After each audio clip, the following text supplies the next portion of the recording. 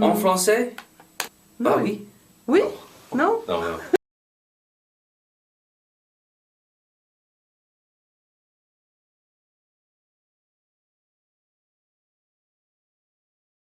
You write about what you want to know, and I don't really want to write about myself. I don't want to write about, like, growing up in Dublin, going to the United States, blah blah blah. It just doesn't interest me.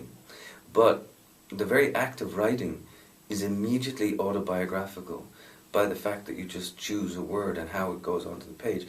It becomes even more autobiographical when you start to invent characters.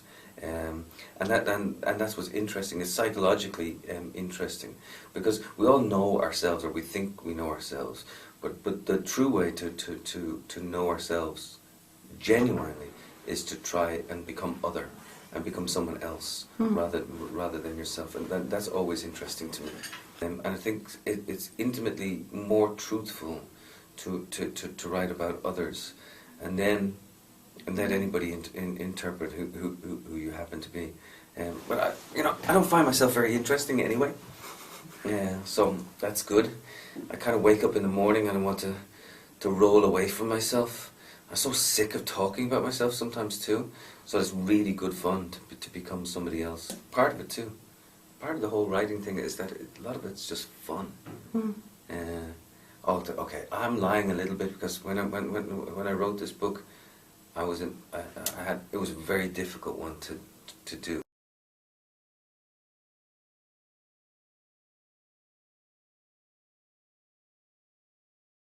That image was there in the book all along, but I put it up front because there's a lot of things happening in that image. It's the cottage, it's the falling shells, but they're like falling bombs, except they're not bombs, and they're full of this like fruit of the sea, which is the Transatlantic. So the whole novel is almost contained in that page and a half. There's a mention of blue and grey, which relates to the American Civil War, the blue uniforms, the grey uniforms. So everything is actually coded in that first page. It doesn't have to be. You just read it as an ordinary thing. But if you go back afterwards and read it a second time, you can see, that's why this is happening. And I get compelled by images. Yes, I think we write towards our obsessions, and I'm quite a visual person. And I like the idea, of capturing an image in words. That particular image came from a real cottage in Northern Ireland, where I woke up one day and I heard these sounds on the roof, right? And then look outside, and then these birds are swooping down on these shells. I thought, oh, that's so very interesting.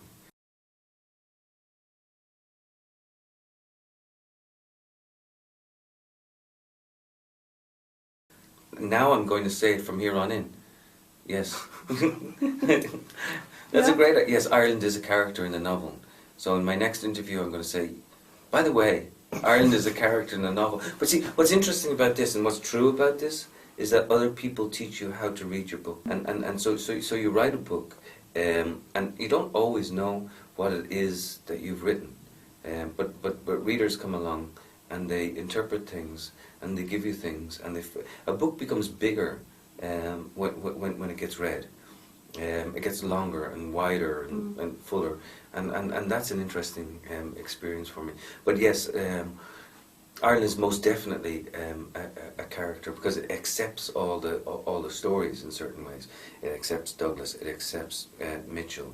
It exports Lily. There's always something going on. I did one other book that was set in Ireland called Everything in This Country Must. Aïe on se paye, I think in French. But this is my first full-length novel that sort of like is more or less entirely an Irish book. It's about uprooting. It is about losing. Yeah. It's about learning to belong. It's about deciding like what is most important to you. Like Douglas has a tremendous dilemma, figuring out where he belongs. Ultimately, he doesn't belong in Ireland, but Ireland makes him in a certain way. But he knows that what he's rooted to and what he believes in is back home in America, and that's his 3 million people who are still enslaved, and he is corralled by this idea that he must talk about slavery. And we have to remember, at the time, you know, slavery was in place. I mean, it was such a vicious human violation, and he had to be responsible to that particular cause. So he didn't speak out on behalf of the poor Irish. But I expected him to at first. But the more I got into him, the more I began to look at his psychology, the more I realized how sort of generous it was for him only to be involved with his people. So he was uprooted, taken away, owned. He came back, and then almost entirely became himself. And it's that way with a lot of the characters. I suppose the psychology of it is that's how I've lived my life for the past almost 30 years. Jeez, I've been away for almost 30 years.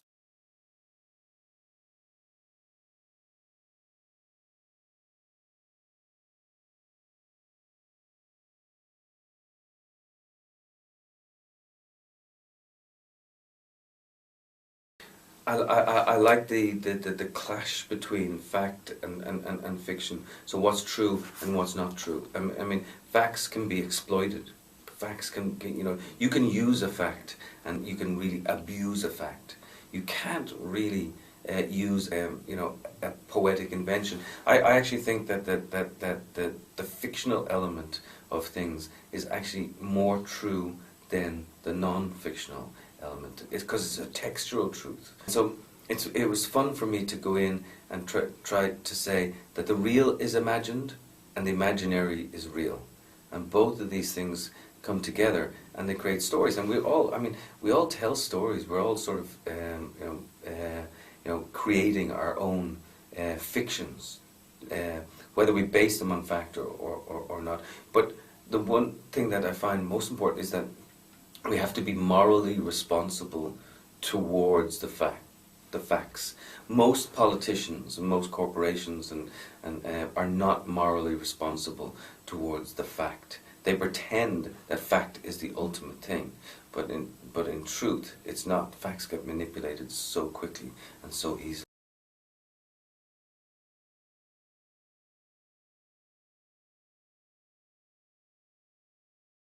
Well, you read it very well, because that's exactly what it is. It's a book that folds over onto itself. You know, there's stories of 3 men that are non-fiction, and the women enter in a fictional sense, and then it folds over, and then it's fiction. And I suppose it goes back to the notion that I wanted to question what's true, what's not true. Stories seem to me are the thing that we all have. Everybody has them. I don't care where you are. You're in, Paris. You're in Dublin, you're in Australia, you're in Africa, you're in, we all have stories, and we all have stories to tell. Sometimes we make them up, sometimes we base them on fact, but it's the one thing, the one currency, the one human currency that we have, that we all share. And the thing is, what do we tell our stories about?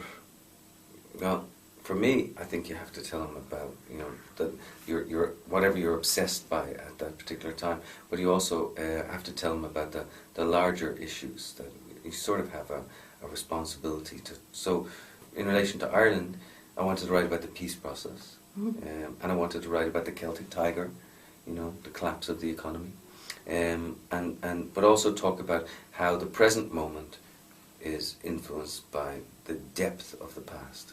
Every moment that we live in now is influenced by the moments that came before. So I believe that there might not have been a Mitchell without a Douglas. Douglas was about 100 years ahead of his time, and he influenced generations of civil rights activists, all the way through Martin Luther King, all the way up to Obama.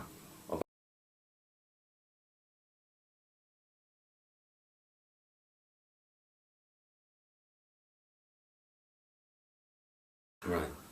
Yes. See, the thing is, men were kind of disgusting. Everyone knows that. It's like we tried to own history, And we certainly believe that we own history, and in so many ways we shape the grander public narratives by causing wars and difficulties and so on. The role of women in history is quite frankly it's been neglected in certain ways. Or women are quieter and more humble and have bigger emotional wardrobes than men do. And so much of their thought and action is on the ground, and it's close to the more anonymous corners of history. But they're the ones who actually make true history. And like for example, in Northern Ireland, on a real ground level, in Northern Ireland, it was the women who were at home weeping for their sons, and that said, enough of this. Enough of this killing and so on, and they created a coalition for women in Northern Ireland, and they influenced the peace process in an extraordinary way. So I'm interested in those little anonymous corners and how they build up, like the accumulation of the anonymous makes history. Let's not forget that, like, this morning Barack Obama had to get up and he had to brush his teeth. Right? Just like everybody else, he had to, let's not think about what else he had to do, but let's say he had to brush his teeth. Huge responsibility for his people and that sort of, and so on. But the fact of the matter is, he also has to live an ordinary life. In regards to, say, the Mitchell section, here's this man, 64 years old, has a baby boy, and is going off to Ireland to negotiate a peace process. 700 years of history, 800 years of history, depending on who you talk to. Country at war. But the fact of the matter is, he wakes up in the morning and he has to change his son's diaper. And that, to me, is an extraordinary thing. That's what we forget. And I think it's important to remember that, we're all these complex human beings.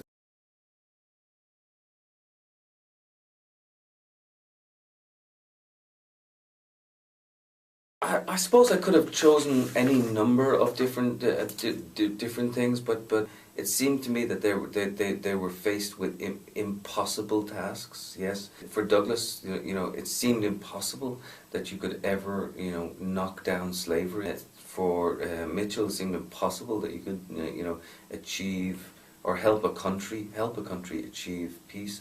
And for the pilots, it seemed impossible that you could bridge this distance.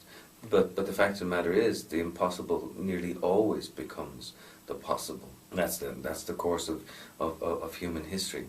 But it's the fascination of what's impossible, the fascination of what's difficult, that keeps us going. And I suppose you want to do the same in the course of writing a novel too. You want to write the thing that might be most difficult to take on. I mean, the last line of the novel, I don't want to give too much away, but the last line of the novel says, "I have to thank the world for not ending on us."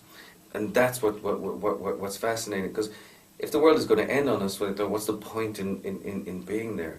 If we're not going to push ourselves, if we're not going to become something new, and hopefully become something better, then there's really no point.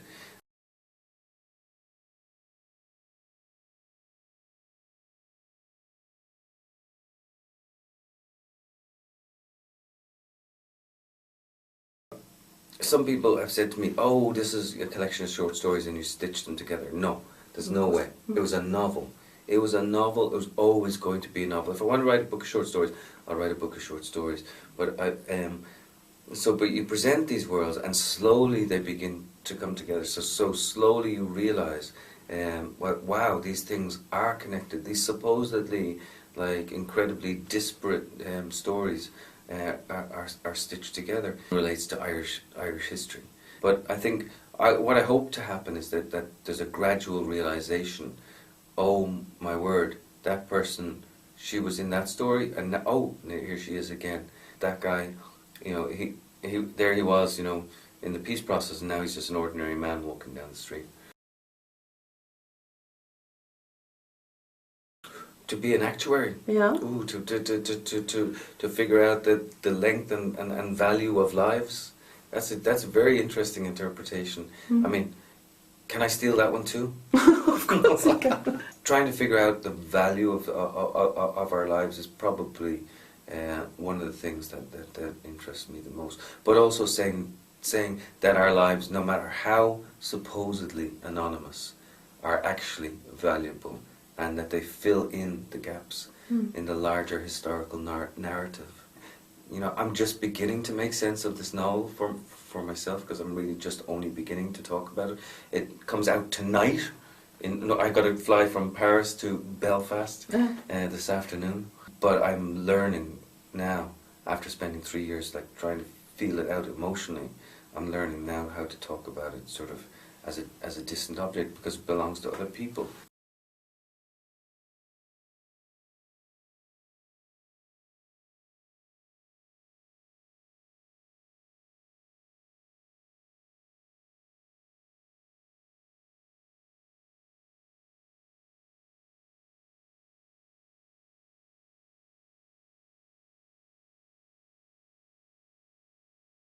You hope that you continually grow, and this building site that you create just gets bigger and more complex. I'm almost 50 now, and I hope I have another like 20 years at least, and I don't know how many more books would be there, but yes, they all would necessarily get connected with one another. They become part of the jigsaw.